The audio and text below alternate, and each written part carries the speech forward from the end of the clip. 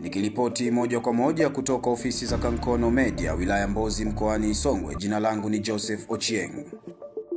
Jeshi la Rwanda limesema kuwa kauli iliyodai kuwa afya ya Rais Paul Kagame iko hatarini sana ni habari za uongo. Kauli hiyo ambayo haijafahamika asili yake imekuja baada ya taarifa mbalimbali kuibuka kuhusu afya ya Rais Kagame baada ya kutoonekana hadharani kwa takriban wiki 3.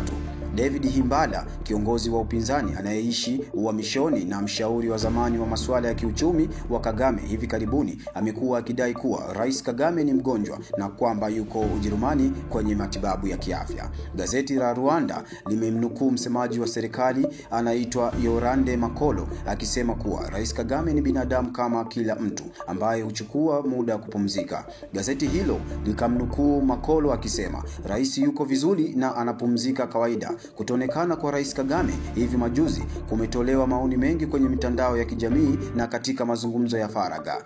Vyombo vya habari mbalimbali vimejaribu kuwasiliana na ofisi ya rais kuhusu madai hayo, lakini hadi sasa haijafaulu. Wakati wengi wakiendelea kuhoji madai hayo, jeshi la Rwanda limepuulizia mbali taarifa hizo na kusema ni habari za uongo. Rais Kagame alionekana hadharani kwa mara ya mwisho tarehe 6 mwezi huu alipokaribisha kikundi kutoka shule ya Hope Heaven Christian School mjini Kigali, Rwanda. Rais wa Uganda Yoweri Museveni atawaniwa kuchaguliwa tena kwa muhula mwingine wa uchaguzi unaotarajiwa mapema mwaka ujao ili kuongeza utawala wake wa takriban miongo 4 kulingana na afisa mkuu kutoka chama tawala. Ingawa alitarajiwa kugombea tena wadhifa huo, ni uthibitisho wa kwanza kutoka kwa chama chake cha National Resistance Movement. Uganda itafanya uchaguzi wake mkuu mwezi Januari, ambapo wapiga kura pia watawachagua wabunge.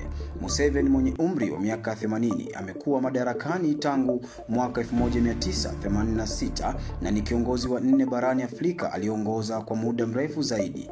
Chama tawala kimebadilisha katiba mara 2 huko nyuma ili kumruhusu kuongeza muda wa utawala wake. Katika video iliyochapishwa Jumatatu jioni na shirika la utangazaji la UBC kwenye mtandao wa kijamii wa X, mwenyekiti wa baraza la uchaguzi la chama tawala Tanga Odoi alisema Museveni atachukua fomu Juni 28 kuwakilisha chama katika uchaguzi huo. Mali na Urusi zimetia saini mikataba inayolenga kupanua ushirikiano wa biashara pande zote mbili na kuimarisha uhusiano wa kiuchumi. Makubaliano hayo ni pamoja na ahadi ya ushirikiano kuhusu nishati ya nyuklia kulingana na maelezo yaliyotolewa na Kelmin.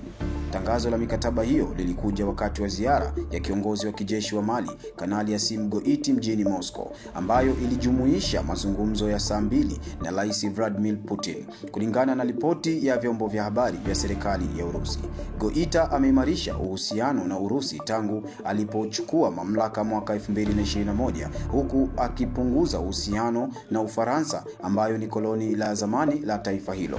Hii inaashiria mwelekeo mpana wa kikanda, huku nchi jirani za Burkina Faso na Niger pia zikielekea Urusi baada ya kuondolewa madarakani kwa viongozi wa kiraia. Bei ya mafuta imeshuka kwa karibu 5% Jumanne baada ya Israel kukubali kusitisha mapigano kati yake na Irani yaliyoendelea kwa karibu wiki 2. Bei ya kimataifa ya mafuta ghafi ya Brent ilishuka hadi $68 kwa pipa, lakini ikaimarika baada ya Iran na Israel kulaumiana kwa kukiuka makubaliano ya usitishaji mapigano ndani ya saa chache.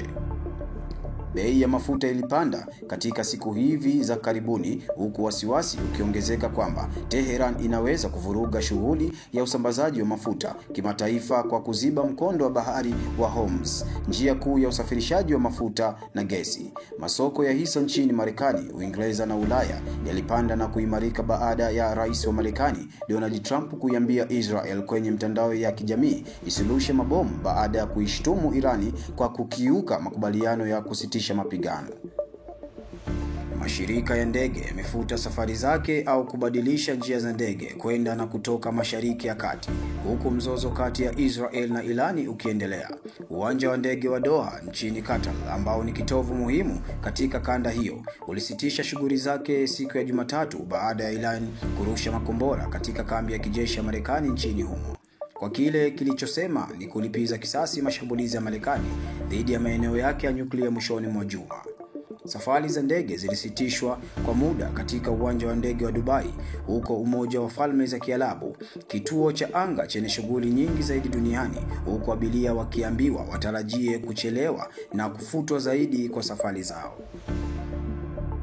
Mwisho wa habari. Usiache kusubscribe, kulike, kucomment na kushare ili uweze kupata updates mbalimbali.